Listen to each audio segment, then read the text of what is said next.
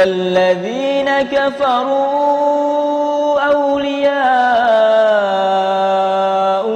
الطاغوت يخرجونهم من النور إلى الظلمات أولئك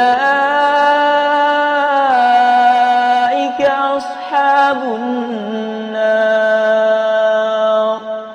هم فيها خالدون. Koyong ini iki Kita semua meminta pertolongan. setiap ayat Ihdinas Pak Kiai siratal punya hati sing apik. Nyuwun sewu Pak Kiai.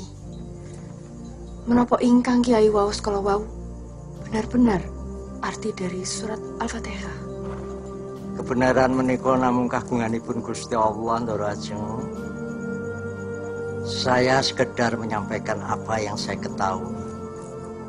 Menapa wonten Pak Kiai ayat Al-Qur'an yang menjelaskan tentang ilmu? Iqra bismi rabbikal ladzi khalaq. Bacalah atas nama Tuhanmu yang menciptakan. Itu ayat pertama kali yang turun di bumi, yang meminta Kanjeng Nabi Muhammad SAW untuk membaca. Apakah dijelaskan dalam ayat itu bahwa membaca itu hanya untuk laki-laki? Semua manusia, laki-laki atau perempuan, diwajibkan untuk membaca. Pak Kiai, kini menopo Kiai mboten menerjemahkan ayat-ayat Al-Quran dan menjadikannya menjadi sebuah buku? Saya sedang melakukan belajar, tapi sayangnya banyak umat Islam lebih puas hanya bisa membaca bahasa Arab tanpa tahu makna dan artinya. Kula nyuwun sanget dipuntuntasaken Pak Kiai. Saya benar-benar ingin mengetahui lebih dalam apa isi Al-Quran. Insya Allah. Pupus sudah kekagumannya terhadap Barat, lenyap sudah keraguannya terhadap agama ini dan kebenciannya terhadap poligami. Hilang pula gairah terhadap ide sosialis ketika makna 7 ayat pembuka dihamparkan di hadapannya. Cukup, sudah. Kami di sini memohon diusahakan pengajaran dan pendidikan anak-anak perempuan.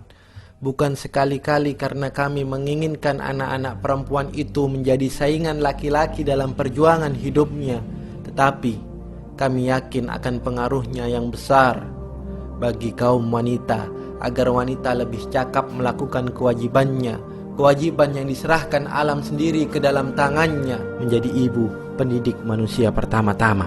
Kartini bergegas tuliskan surat untuk Profesor Anton dan Nyonya Adrian di Belanda. Halauan impiannya sejak muda berubah seketika. Pertemuan dengan guru Qur'annya sebelum hari pernikahan ini merubah segalanya. Aku bertekad mengharumkan citra Islam, ingin benar daku menyandang gelar tertinggi, yaitu sebagai hamba Allah. Kartini memutuskan untuk berjuang sembari mendampingi perjuangan suami. Makna emansipasi wanita telah terupgrade ulang di benaknya. Ini baginya adil tak sekedar sama rata, tetapi tepat letak dan porsinya sesuai amanah pencipta, zat yang paling mengerti apa yang dia cipta termasuk manusia. Emansipasi wanita baginya kini ketika wanita tampil sebagai sosok cerdas yang anggun mengemban amanah sebagai madrasah pertama bagi anak-anaknya dan pendamping setia bagi suaminya.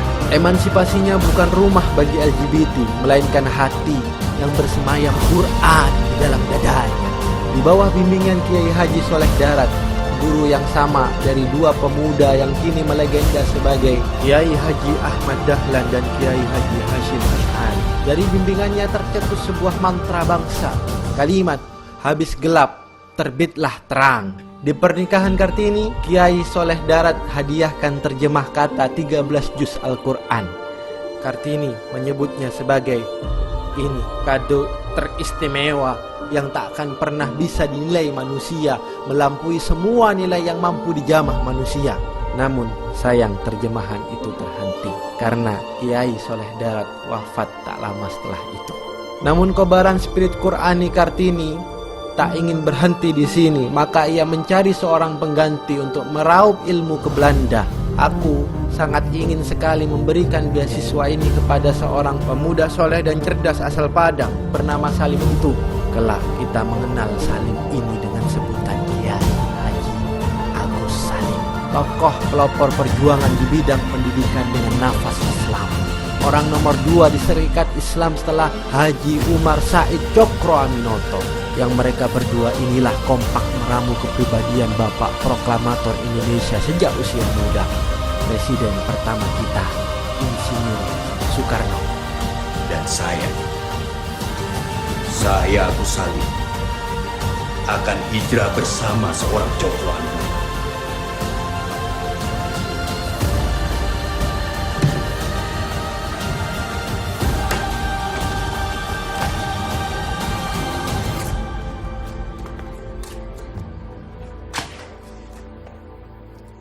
Hanya ada satu cara untuk berhijrah.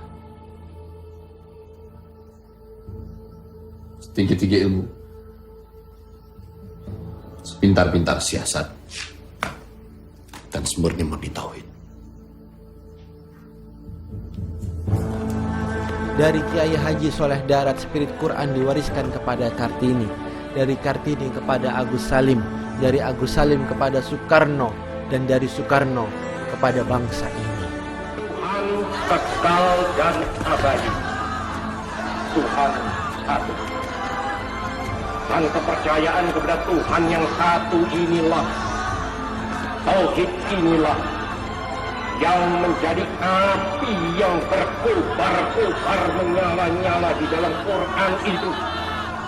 Dan jikalau api ini telah berkobar-kobar dan menyala-nyala pula di dalam dadanya seseorang manusia, manusia yang demikian itu menjadi manusia yang sebagai dikatakan oleh saudara Hamka, tidak takut. Cukup satu ayat dari Al-Baqarah ini, Kartini hadirkan perubahan besar. Sebagaimana cukup dengan kata Toha, Umar menjelma sebagai Al-Faruq. Pun Bilal dengan kata Ahad, cukup dari satu kata Qul huwallahu ahad, perubahan besar terjadi. Tak usah kau tanya benci di mana hijab Kartini. Mungkin dia belum sempat mengerti atau tak tahu sama sekali. Yang perlu kau tahu, Kartini bukan seorang sekuler hedonis maupun sosialis feminis, bukan pula seorang lesbi yang pro LGBT, melainkan seorang muslimah sejati yang ketika ia mengetahui sang Nabi bersabda, "Balighu anni walau ayah," ia mengabdi sepenuh hati. Cukup dengan satu ayat Quran dan perubahan terjadi.